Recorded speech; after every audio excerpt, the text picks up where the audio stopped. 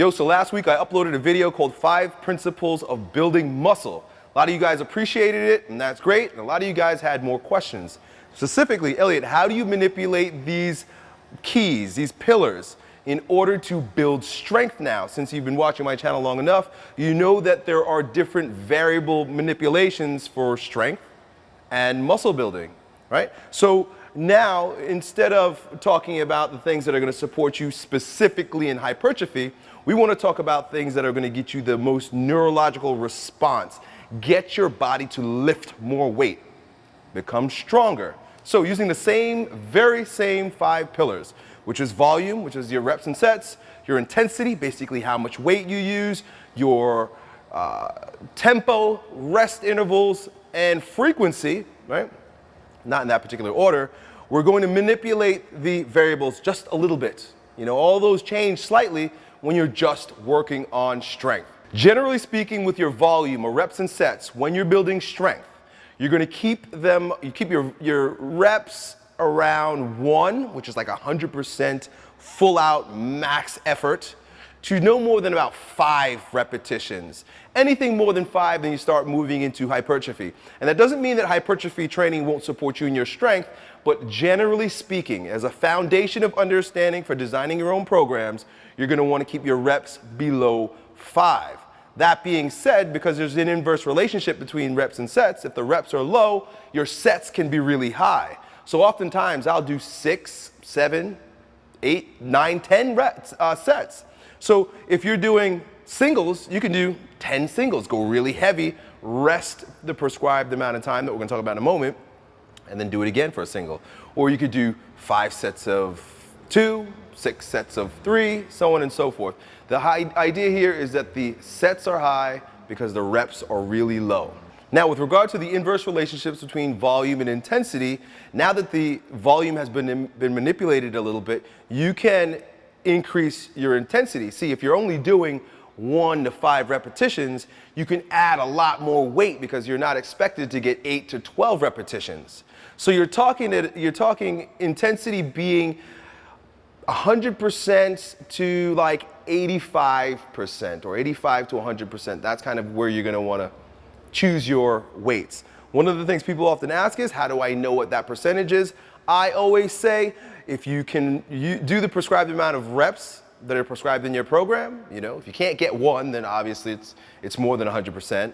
And if you could do more than about 4 or 5 repetitions, you're moving into about 70% rep range, and that is way too light. On to rest intervals. What I like to tell my athletes, and what I personally do myself when it comes to rest intervals for really heavy weight training, is to rest as long as you need to, as long as you can hit the prescribed amount of reps. So if you're doing singles or doubles, for example, and you just finished your set, what I would say is wait as long as you can until you can confidently do it again. Let's say it's 5 sets of 2. So after your second set of 2, I'd say, look, I don't even watch the clock. Rest as long as you need to be able to get it again. Time or shorter rest intervals are more important for building more muscle, but when you're trying to build strength, don't worry so much about the clock. Just make sure you hit those reps when you go back into your next set. The tempo is a little bit different with strength training in that it's not so important to follow a specific tempo simply because time under tension is not the issue. You really just want to move the freaking weight. Now, there's something you want to consider when you're actually pressing that weight off you or coming up out of your squat, and that is you want to move as fast as possible. That's going to help build your explosive capacity and add to your strength. But the way down, in my opinion, on your eccentric portion of the movement, your way down, you're going to want to not burn yourself out with too much time. It shouldn't take you longer than 1 or 2 seconds to move through the eccentric portion of the movement, and then you explode your way up out of it.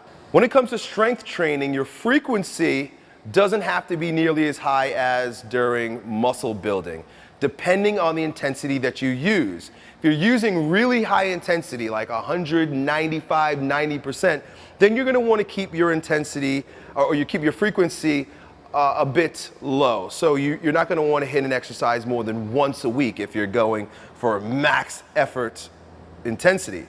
But if your intensity is a little bit lower, around 85%, then then you might be able to add an extra day in to that program. So you'd be hitting that muscle or that movement twice a week. But again, only if the intensity is low enough that it allows you to do so. Now, again, none of these principles and parameters are written in stone. They're giving you a basic understanding about how to go about designing exercise programs.